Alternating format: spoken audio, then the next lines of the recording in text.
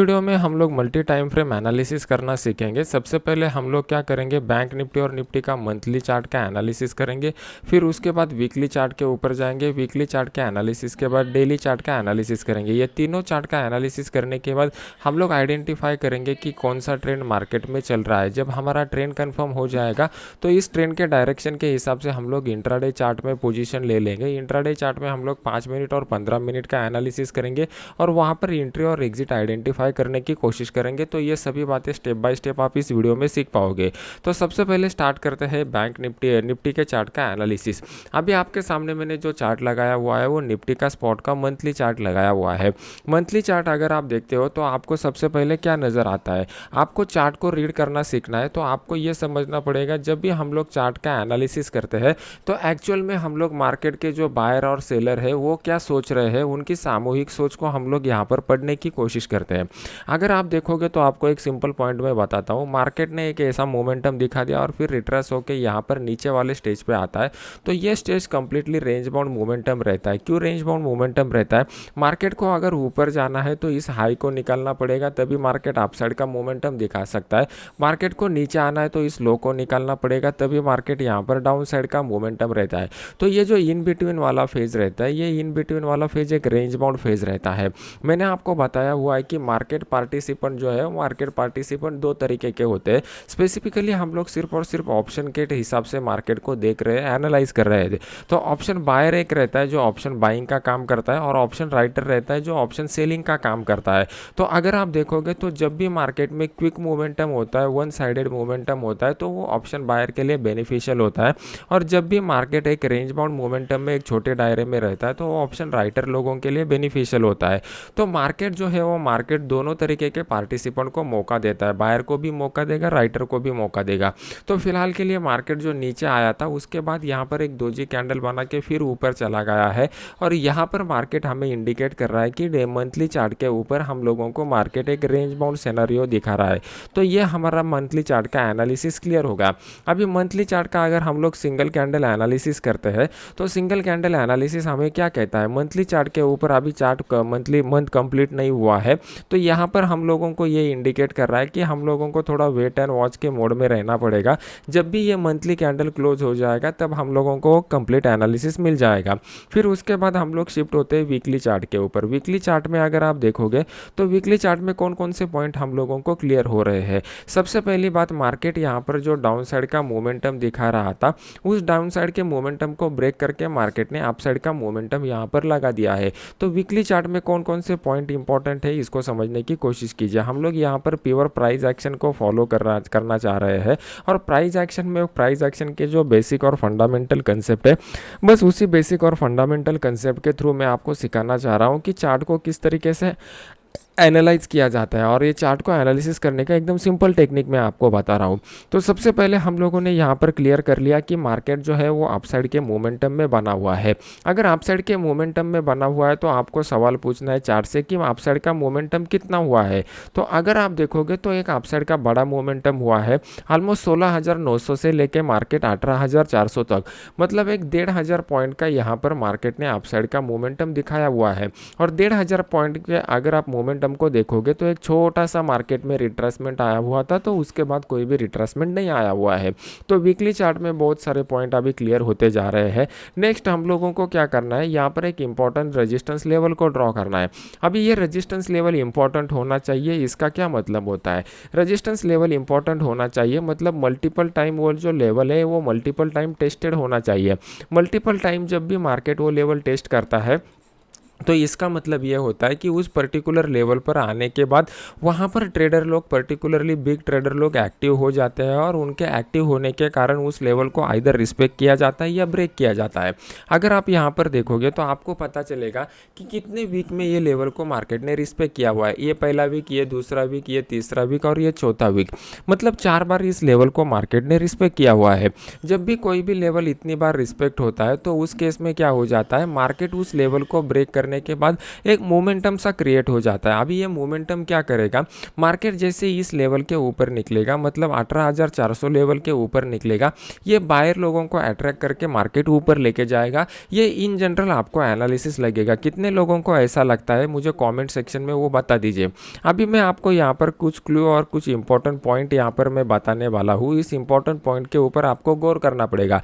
जब आप इस क्लू को और इंपॉर्टेंट पॉइंट को समझोगे तो आप आसानी से फॉल्स ब्रेकआउट को आइडेंटिफाई कर पाओगे। अभी ये फॉल्स ब्रेकआउट आपको आइडेंटिफाई करना है तो सबसे पहले आपको समझना पड़ेगा कि बड़े प्लेयर मार्केट में कब एंट्री लेने वाले हैं और रिटेल प्लेयर मार्केट में कब एंट्री लेने वाले हैं। ये आपको जब तक नहीं समझेगा तब तक आप इस फॉल्स ब्रेकआउट को आइडेंटिफाई नहीं कर पाओगे। मार्केट अगर किसी भी इंपॉर्टेंट रेजिस्टेंस लेवल के करीब आता है और उसको ब्रेक करता है तो जनरली रिटेल ट्रेडर क्या सोचता है कि इंपॉर्टेंट रेजिस्टेंस लेवल को मार्केट ने ब्रेक किया हुआ है तो हाई प्रोबेबिलिटी जो है वो यहाँ से मार्केट ऊपर जाएगा, तो रिटेल ट्रेडर यहाँ पर एंट्री ले लेते हैं। लेकिन बिग प्लेयर की सोच जो रहती है वो बिग प्लेयर की सोच इन रिटेल ट्रेडर के सोच से अलग रहती है। वो लोग सबसे पहले क्या करेंगे, यहाँ पर देखेंगे कि मार्केट में इंटर होने के लिए और मार्केट में अपसाइड मोमेंटम के लिए स्कोप है क्या। सबसे पहले वो प्रीवियस मोमेंटम को चेक करेंगे। अगर प्रीवियस इतना बड़ा मोमेंटम हो चुका है तो इसका मतलब है नीचे की रेट पर जो लोगों ने बाइंग किया रहेगा वो बायर लोग अभी भी मार्केट में बने हुए हैं। अगर ये बायर लोग एग्जिट हो जाते तो आइदर मार्केट यहाँ पर रेंज बाउंड फेज में चला जाता या थोड़ी सी रिट्रेसमेंट दिखा देगा। यहाँ पर मार्केट ने in the direction of the trend जो है वो डायरेक्टली ब्रेकआउट कर दिया है, तो ये हमें इंडिकेट करता है कि यहाँ पर बायर अभी भी डटे हुए हैं, वो बायर मार्केट में से एग्जिट नहीं किए हुए हैं। तो जब भी इस तरीके का सिनेरियो डेवलप हो जाएगा यहाँ पर बड़े प्लेयर आकर फ्रेश बाइंग इमीडिएटली नहीं करेंगे, क्योंकि यहाँ पर बिग प्लेयर का साइकोलॉजी ये रहता है कि उनको बाय ऑन द डिप्स करने में ज़्यादा मज़ा आता है। और रिटेल ट्रेडर जो रहता है वो रिटेल ट्रेडर एक रेजिस्टेंस का लेवल ब्रेकआउट होने के बाद इमीडिएटली यहाँ पर बाय करने की कोशिश करता है। तो इनके साइकोलॉजी को थोड़ा आपको समझना पड़ेगा कि बड़ा प्लेयर क्या सोच रहा है और छोटा प्लेयर क्या सोच रहा है। यहाँ पर अगर आप देखोगे तो मार्केट में हम लोगों को एक डायरेक्ट लेवल का ब्रेकआउट मिल चुका है, तो ये डायरेक्ट लेवल का ब्रेकआउट हमें इंडिकेट करता है कि यहाँ पर इमीडिएट बड़ा प्लेयर बाय नहीं करेगा। तो वीकली चार्ट के एनालिसिस में हम लोगों को क्लियर कट बातें कौन कौन सी पता चली। पहला बात यह है कि हम लोगों के लिए एक रेजिस्टेंस ब्रेकआउट हो चुका है।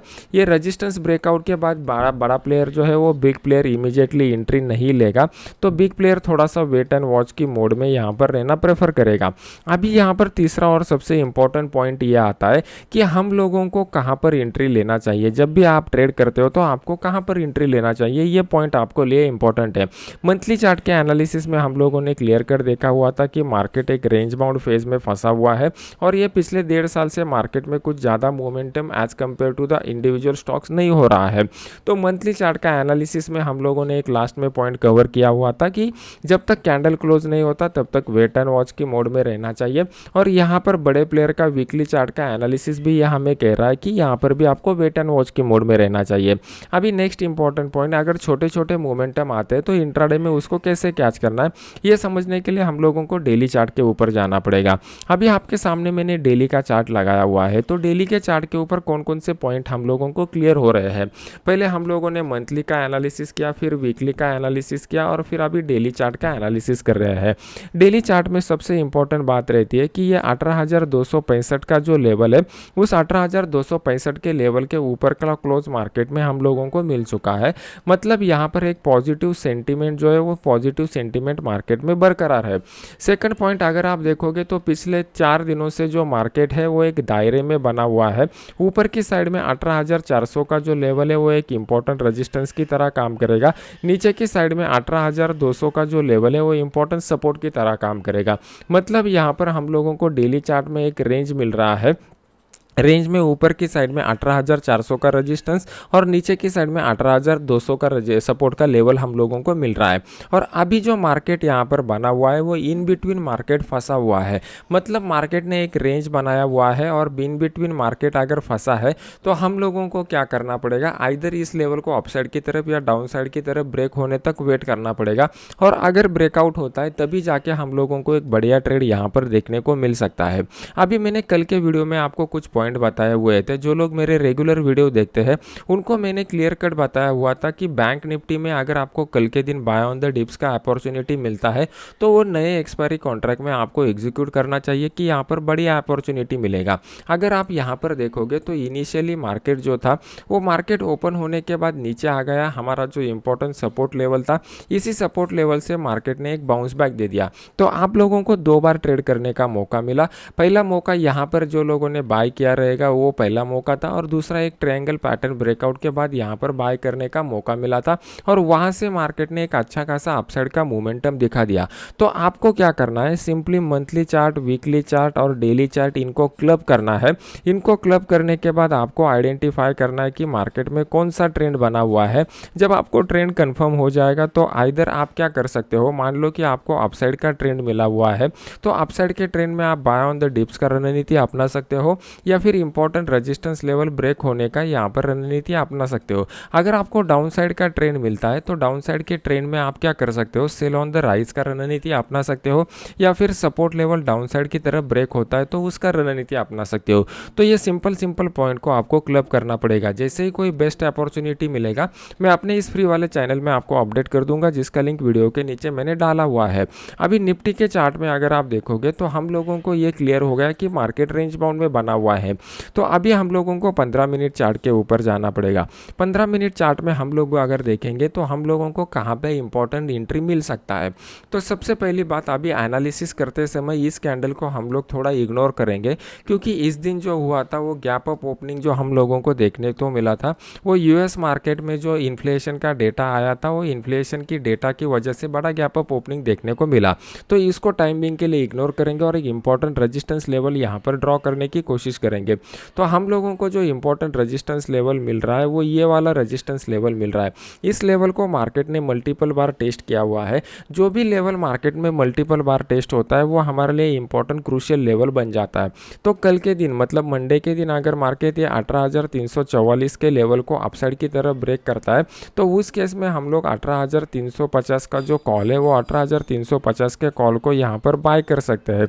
इसको बाय करने के बाद हमारा स्टॉप लॉस यहाँ पर जो भी कुछ स्विंग लो लगेगा वो एज ए स्टॉप लॉस की तरह यूज करेंगे, और ऊपर की साइड में हमारा जो टारगेट निकल के आ रहा है वो टारगेट हमारा 18,390 के लेवल का निकल के आ रहा है। तो ये टारगेट में हम लोगों को एक अच्छा खासा रिस्क रिवॉर्ड रेशो मिल सकता है। अभी इसके पीछे का जो लॉजिक है वो लॉजिक को समझने की कोशिश कीजिए। जब आपका लॉजिक क्लियर हो जाएगा तभी जाके नेक्स्ट टाइम लाइव मार्केट में जब ऐसा अपॉर्चुनिटी मिलेगा तो हम लोग उसको कैच कर पाएंगे। सबसे पहली बात, यहाँ पर अगर आप देखोगे तो इस रेजिस्टेंस लेवल जो मैंने आपके सामने ड्रॉ किया हुआ है, इस रेजिस्टेंस लेवल को मार्केट ने मल्टीपल बार टेस्ट किया हुआ है। मतलब ये जो रेजिस्टेंस लेवल है ये रेजिस्टेंस लेवल अभी वीक हो चुका है। यहाँ पर जितने भी लोगों ने सेल के पोजीशन बनाए रहेंगे और जो मंथली एक्सपायरी में अभी भी सेल के पोजीशन बने हुए हैं, मोस्ट ऑफ द लोगों का जो स्टॉप लॉस लगा रहेगा ये इसी लेवल के ऊपर का स्टॉप लॉस लगा रहेगा। तो जैसे ही मार्केट इस लेवल के ऊपर आ जाएगा, जिन्होंने भी यहाँ पर सेल के पोजीशन बनाए हुए हैं वो सभी सेल के पोजीशन बनाने वाले रिस्क पर आ जाएंगे, और जैसे ही वो लोग ट्रैप हो जाएंगे वो अपने पोजीशन से निकलने के लिए यहाँ पर बाय का ऑर्डर पंच करेंगे। ये इंपॉर्टेंट बात, यहाँ पर बाय का ऑर्डर फ्लो कब आएगा। सेकंड पॉइंट, जो साइड लाइन पर बैठे हुए लोग हैं वो लोग भी इस प्राइस एक्शन का बेनिफिट लेने के लिए यहाँ पर बाय का ऑर्डर पंच करेंगे, और उसकी वजह से बाय का एक बड़ा ऑर्डर फ्लो आने के बाद मार्केट में यहाँ पर एक अपसाइड का मोमेंटम आपको देखने को मिल सकता है। अगर ये एक्सप्लेनेशन आपको अच्छा लग रहा है तो इसको लाइक कीजिए। बैंक निफ्टी का जो भी कुछ एनालिसिस है वो मैं आपको कल के वीडियो में इन डिटेल बता दूंगा, और इस फ्री वाले चैनल में आपको और भी डिटेल्स मिल जाएंगे जिसका लिंक वीडियो के नीचे डाला हुआ है। तो मिलता है नेक्स्ट एजुकेशनल वीडियो में। Thank you very much.